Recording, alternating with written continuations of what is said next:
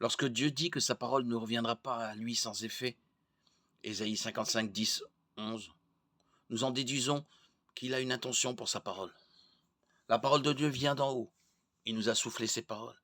Elles ont été enregistrées dans la Bible, de Timothée 3, 16. Chaque parole qu'il a donnée à l'humanité a un but et a été donnée pour une raison. Comme la pluie et la neige, les paroles de Dieu donnent la vie, Jean 6, 63, et produisent de bons fruits dans nos vies. Par sa parole, nous savons que Dieu nous aime et que Jésus est mort pour nous libérer du péché et de la mort. Nous apprenons aussi comment vivre à la lumière de ces vérités.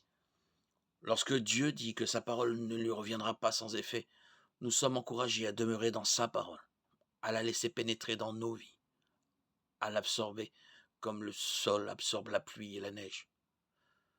La vérité ne reviendra pas sans rien car nos cœurs sont transformés.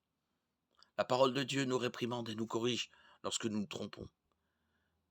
Et elle nous forme à une vie pieuse, de Timothée 3, 16, 17.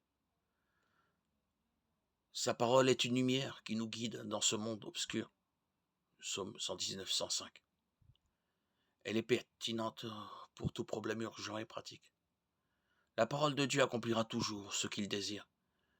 Qu'il s'agisse d'enseigner, de corriger, de former, de nous conduire à lui, de révéler notre péché ou toute autre fin bonne et profitable.